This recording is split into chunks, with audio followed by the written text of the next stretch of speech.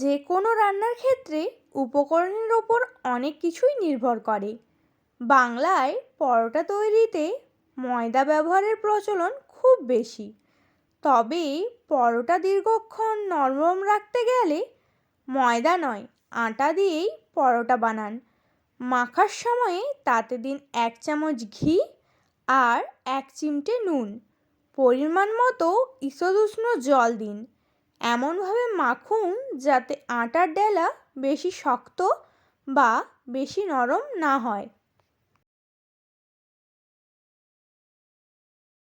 পরোটা নরম করার আরেকটি উপায় হলো কিঞ্চিত গরম দুধ দিয়ে আটা মাখা।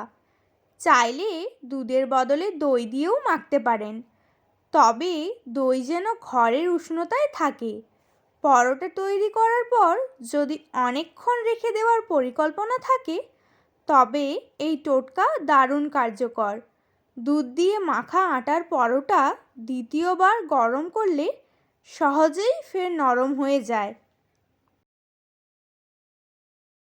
আটা মাখা হয়ে গেলে অন্তত 15 মিনিট ঢাকা দিয়ে রেখে দিন।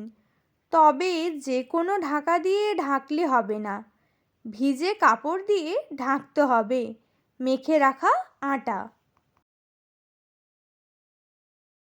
পরোটা হবে রুটির থেকেও অল্প মোটা।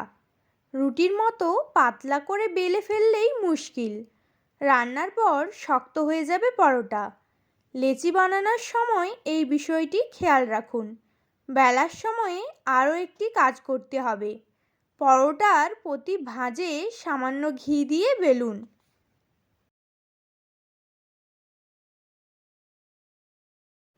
কিভাবে ভাজছেন তার উপরেও নির্ভর করে পরোটা কতটা নরম হবে।